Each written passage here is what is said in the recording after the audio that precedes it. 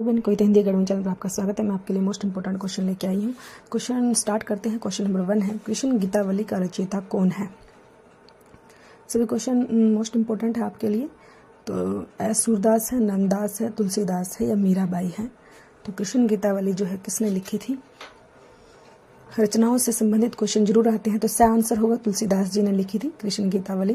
Question number 2, या लकुटी अरु कामरिया पर राज तिहु पुर कहू तजी डारहु, इस पंक्ति की रचना किसने की है। मोस्ट इंपोर्टेंट लाइन है, पेपर में बार बार आती है ये लाइनें। सूरदास ने, रत्नाकर ने, रसखान ने या नंददास ने। तो सही आंसर होगा हमारा रसखान की है ये। क्वेश्चन नंबर 3, मलिक मोहम्मद जैसी की रचना पद्मावत किस भाषा में है। खड़ी बोली में, राजस्थानी में, अवधी में, ब्रज भाषा में। तो क्वेश्चन नंबर 3 जो है मलिक मोहम्मद, सही होगा आंसर, अवधी में है। क्वेश्चन नंबर 4, मीराबाई की भक्ति किस भाव की है। वात्सल्य भाव, माधुर्य भाव, साख्या भाव या दास्य भाव। क्वेश्चन नंबर 4 जो है हमारा ब आंसर होगा, माधुर्य भाव। क्वेश्चन नंबर 5, जाके प्रिय ने राम वदेही पंक्ति तुलसीदास की किस रचना से उद्धृत है। कवितावली, गीतावली, विनय पत्रिका, रामचरितमानस।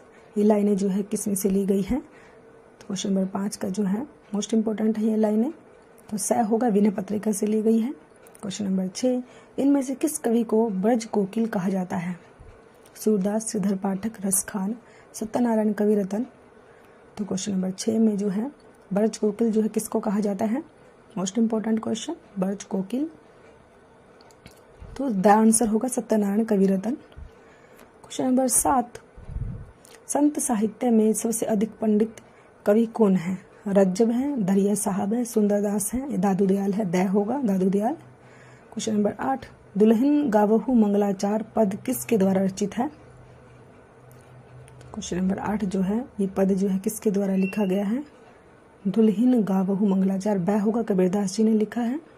क्वेश्चन नंबर 9, रामचरितमानस में कितने कांड है। 5 है, 12 है, 8 है, 7 है।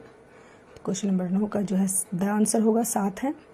क्वेश्चन नंबर 10, मानुष प्रेम भयु बैकुंठी पंक्ति किस कवि की है।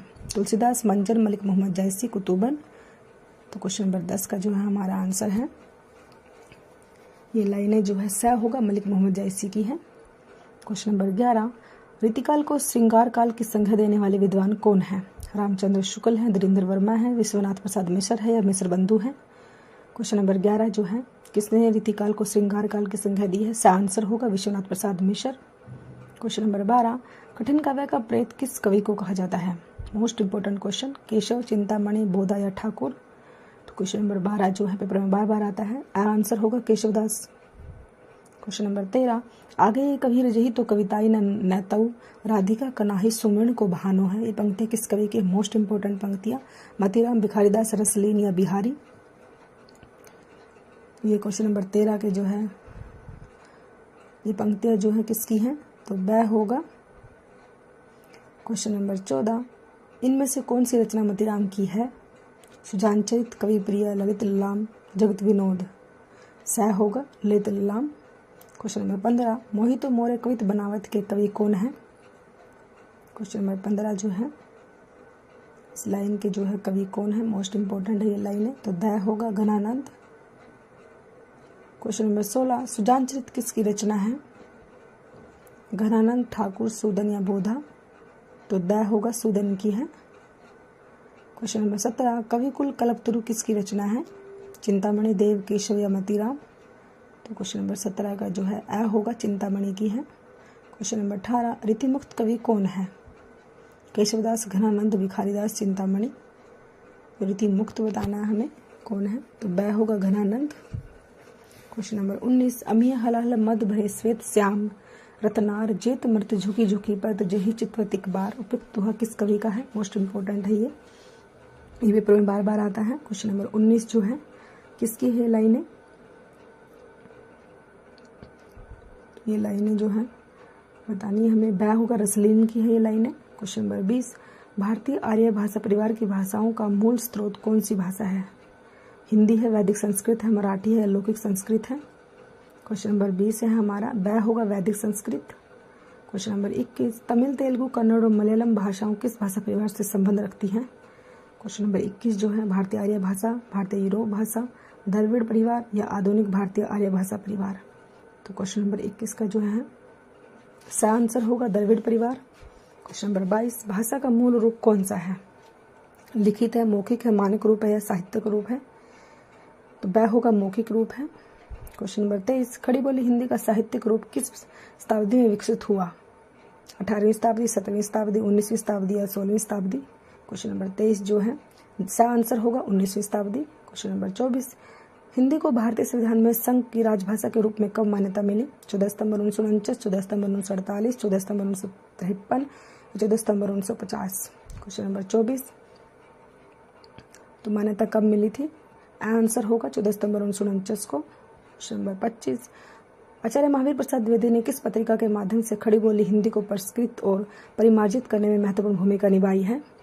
चांद, सुधा, सरस्वती? क्वेश्चन नंबर 25, तो महत्वपूर्ण भूमिका बताना है हमें, तो स होगा सरस्वती में निभाई है। क्वेश्चन नंबर 26, उत्तर भारत की खड़ी बोली हिंदी दक्षिण में किस रूप में विकसित हुई? द्रविड़ हिंदी, दक्षिणी हिंदी, दक्कनी हिंदी या परिनिष्ठित हिंदी? क्वेश्चन नंबर 26 जो है वह होगा आंसर दक्षिणी हिंदी। क्वेश्चन नंबर 27, मध्यकाल में राजकाज की भाषा के रूप में किस भाषा को मान्यता मिली हुई थी? हिंदी, उर्दू, फारसी या अरबी? किसको मान्यता मिली थी? क्वेश्चन नंबर 27 स होगा फारसी को। क्वेश्चन नंबर 28, संविधान के किस अनुच्छेद के अनुसार संघ की राजभाषा हिंदी और लिपि देवनागरी है? अनुच्छेद 343, अनुच्छेद 346, अनुच्छेद 344 या अनुच्छेद 342? तो क्वेश्चन नंबर 28 ए आंसर होगा। क्वेश्चन नंबर 29, ब्रजभाषा और अवधि किस काल की काव्य की भाषाएं थी? प्राचीन काल, मध्यकाल, आधुनिक काल या वैदिक काल? तो ब होगा मध्यकाल की थी। क्वेश्चन नंबर 30, हिंदी की बोली को कितने वर्गों में रखा जाता है? 3, 4, 5 या 8? क्वेश्चन नंबर 30 जो है 5 होगा, सही आंसर 5। आपके लिए क्वेश्चन है रीतिमुक्त कवि कौन है? केशवदास है, घनानंद है, भिखारीदास है, चिंतामणि है? रीतिमुक्त कवि बताना है हमें कौन है, मोस्ट इंपोर्टेंट है क्वेश्चन। रीतिमुक्त, रीति सिद्ध, रीतिबद्ध, इनमें से क्वेश्चन जरूर आता है। सब्सक्राइब, धन्यवाद।